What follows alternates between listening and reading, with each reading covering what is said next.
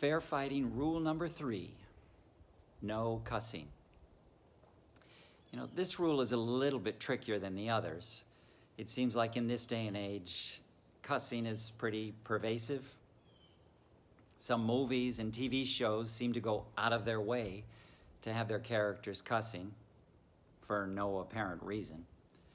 And beyond the entertainment world, if you just key into what's being said around you, you can hear cussing by people of all ages on a regular basis. At sporting events, walking around in the mall, walking down a city street, goodness, even walking around in your own place of employment. People are cussing.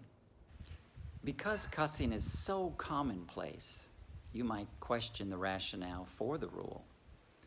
The rule being no cussing in a fight with your partner. Well, I'll make one major contention in support of the rule. And this applies whether you rely heavily on cussing or you're an infrequent cusser. Imagine during a fight, your partner doesn't hear you cuss at all. They are going to recognize that. They're going to recognize that you're making a conscious effort to address the disagreement in a mature manner. And this, in turn, translates into respect for your partner.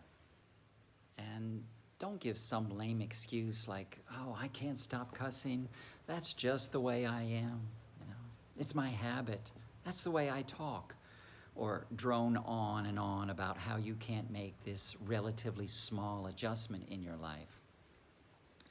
And I'd also like you to take this as another moment in life where you're just honest with yourself.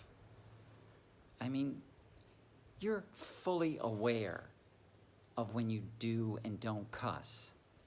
And I'm confident in saying that because, I'd hazard a guess that you don't cuss in church, and you probably don't or you wouldn't cuss in a courtroom. And I mentioned those two institutions thinking they might command a certain level of respect in your mind.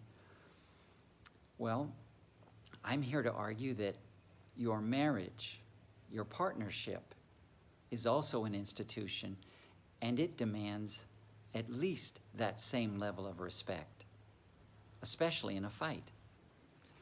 My point is, you're fully aware of your surroundings, and you're fully aware of who your audience is when you're speaking. And your surroundings and your audience changes throughout the day, and you change along with them. Whether you're speaking to your spouse, your kids, your friends, your coworkers, your boss, whoever, you change the way you speak to each one of them.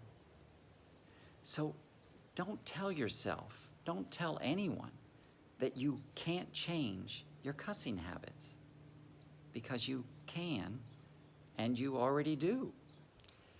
Now, you may be surprised to learn that when she's angry at me, my wife cusses. Now, she seems to prefer to cuss in Chinese, but over the years, she has picked up several choice words in English. The thing is, when she starts to cuss in Chinese, it more or less just alerts me to the level of anger she's at, like, oh, now she's at the cussing level of anger.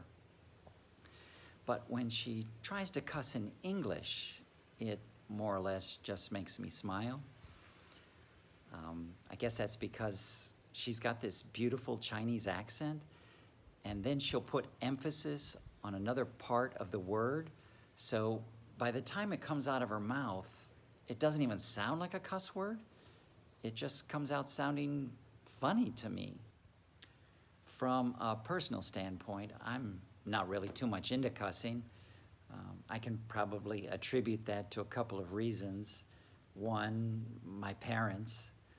They taught all of us kids. I've got 2 brothers and 2 sisters. They always tried to encourage us to find and use words that were probably more expressive of our feelings.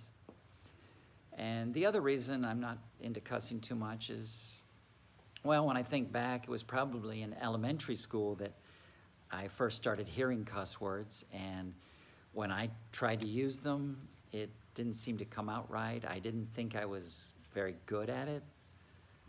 But today, on rare occasion, I will cuss. But to the best of my knowledge, I don't think I've ever cussed during a fight with my wife. In conclusion, I'm confident that once you incorporate this rule into your domestic disputes, both you and your partner will be pleased with the results. You're great for watching. Thank you.